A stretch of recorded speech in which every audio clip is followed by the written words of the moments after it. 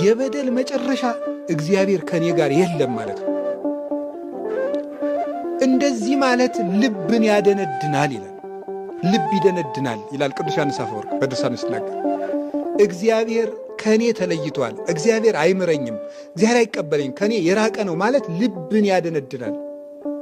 ልብ ሲደነድንስ እስመ እምግዘፈ ልብ ይከውን ተቃርኖተ እግዚአብሔር። ልብ ሲደነድን ደግሞ እግዚአብሔርን መቃረን ይመጣል። ይሄስ ምን ያመጣል?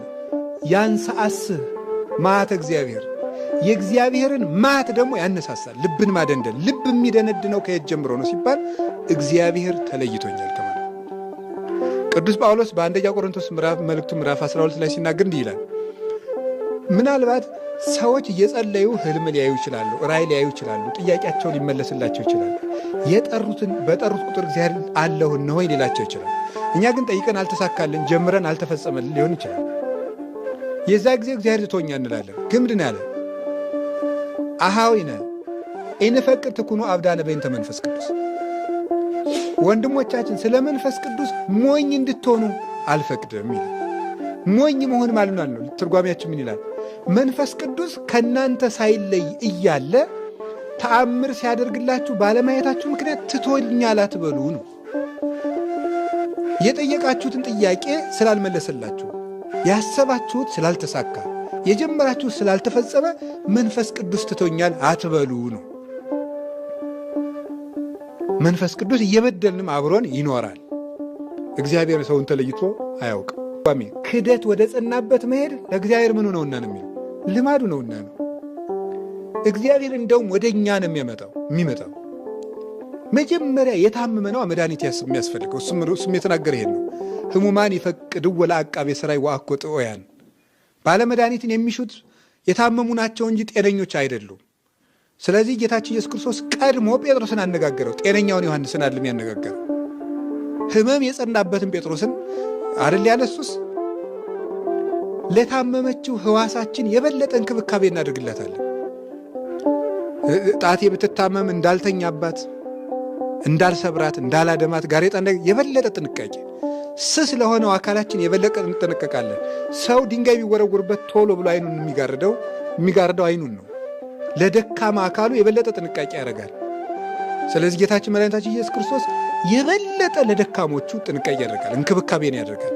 የሞተችው እናቴን ወይዘሮ አሰለፈችምን ወይም እንትናን ይሁንብኝ ብሎ ሰው አብረን በቃኝ። ምናልባት የተጣለው 3 ቀን 4 ቀን ሊሆን ይችላል። ምርር የሚለው ሰው ስልችት። እግዚአብሔር ግን በቃኝ ብሎን አያውቅ። ሁልጊዜ ነው አብሮን የሚኖረው። ጨርቃችን አውልቀን የሚያውቀን እሱ፣ በልቡናችን የመላውን የነገር ክምችት የሚያውቀው እሱ፣ ልክስክስ አይምሯችን የሚያውቀው እሱ፣ የረከሰውን ስጋችን የሚያውቀው እሱ። ግን አበቃኝ አይደለም፣ የማይሰለች አብሮ የሚኖር እንዲሁ እግዚአብሔር ያሳያችሁ፣ ክርስቶስ ያመልክታችሁ።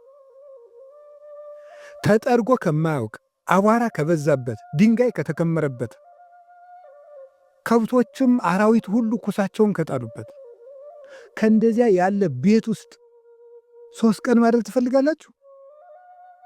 ቁንጫ የበዛበት ቤት እኮ 3 ቀን የሚያደር ያልተጠረገ ቤት፣ መጥፎ ሽታ ያለበት ቤት ማን 2 ቀን ማደር ይፈልጋል? የእኛ ኃጢአቶች እኮ ከቆሻሻ ሁሉ ይልቅ 100,000 ጊዜ ይከረፋሉ። ክርስቶስ ግን ሁል ጊዜ አብሮናል። እንደዚህ ሆነ። እኔ እንደዚህ ያለ አባት ሰምተንም አናውቅም።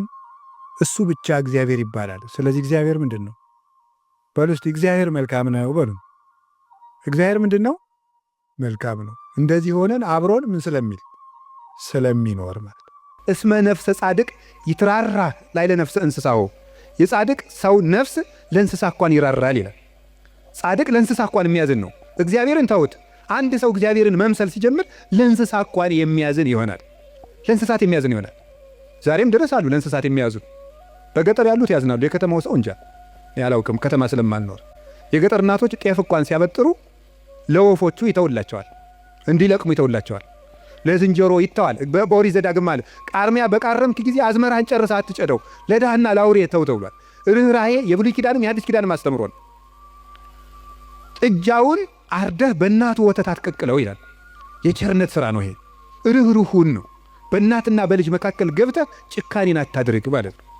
እናትና ልጅን መለየት ጭካኔ ስለሆነ እግዚአብሔር እንኳን ለሰው እናትና ልጅ ይቅርና ለእንስሳት እናትና ልጅነት የሚያዝን ርኅሩህ ነው። እግዚአብሔር ለእንስሳቱ ርኅራኄ ሰርቶላቸዋል።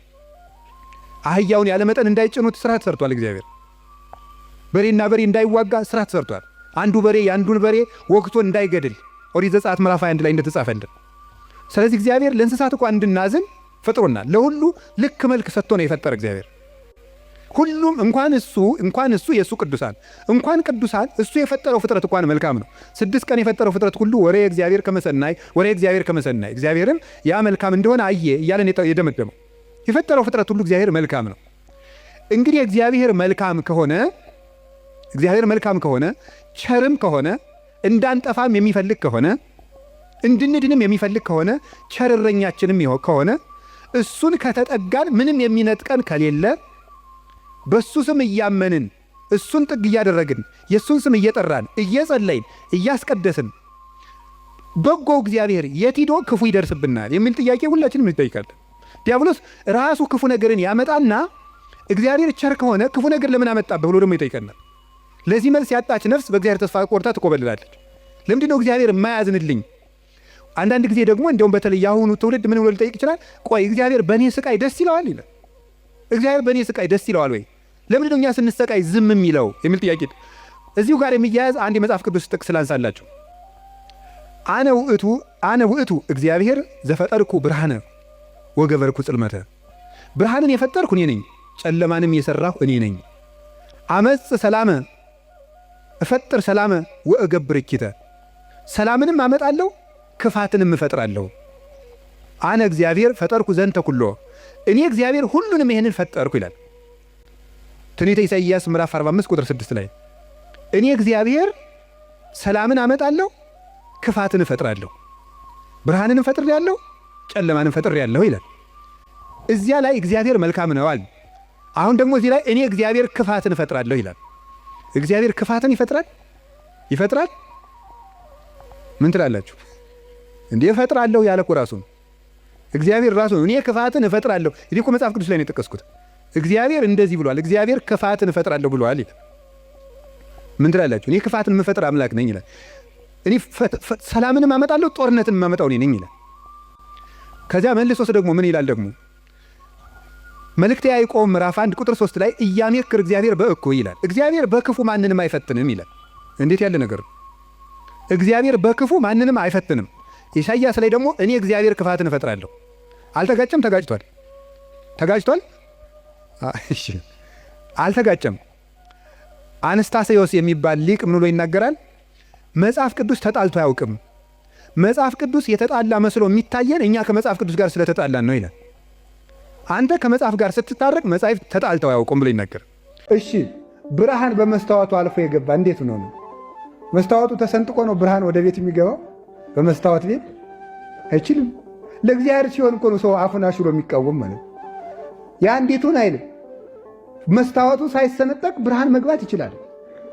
የእኛ ፊት መስታወቱ ውስጥ ገብቶ እናየዋለን። አሁን የአንድን ሰው አይን ቀረብ ብላችሁ ብታዩት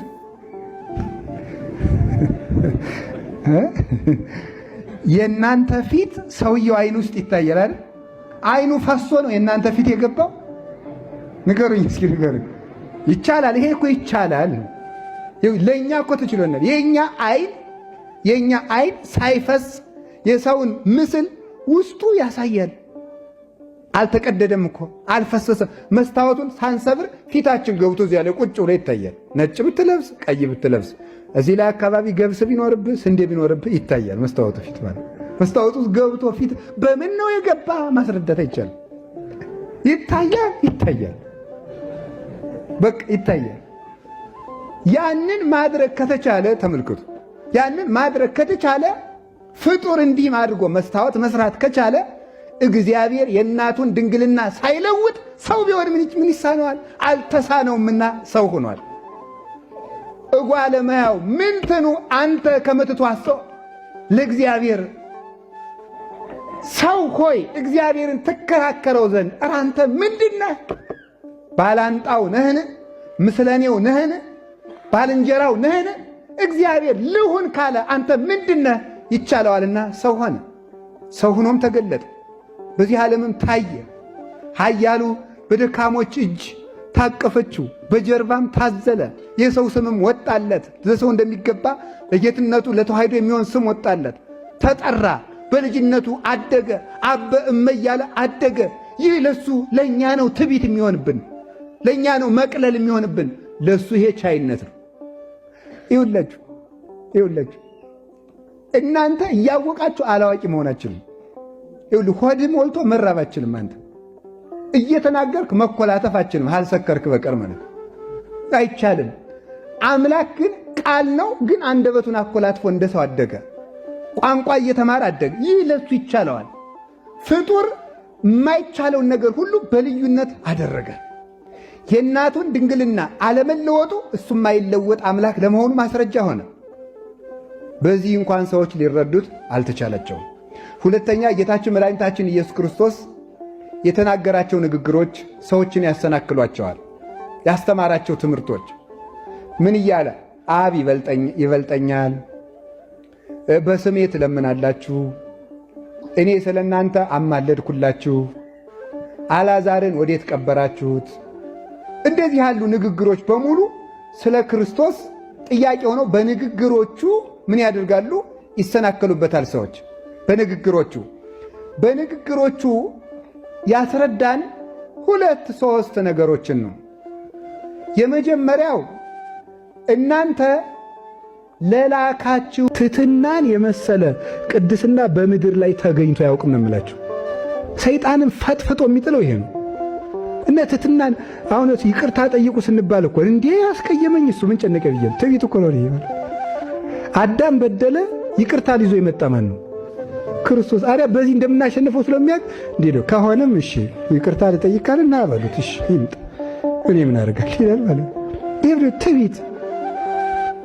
እኛ በድለን እሱ መጥቶ እኮ ነው ይቅርታ እኮ እንድናገኝ ያደረገን። ተከትሎ መጥቶ እስከ ቤታችን ጉድጓድ ድረስ ነው እንጂ የተከተለን። ባገኘውን ጊዜ ተፈሥሒ እግዝእትየ ቅድስት ድንግል ማርያም ዘወፃእምኔኪ አብይ ኖላዊ ኄር ዘባማን ዘሐሰሶ ለበግ ግዱፍ ወሶበ ረከቦ ጾሮ ዲበ መትከፍቱ። ገደል ድረስ ሄዶ እንደሚፈልግ እረኛ ሄዶ አግኝቶ በትከሻው ተሸከመ። አዳምን የፈለገው እንዲያርጎ ነው። እንዳንታረቅ ትዕቢት፣ እንዳንጸልይ ትዕቢት፣ በጸሎት አስቡ እንዳንል ትዕቢት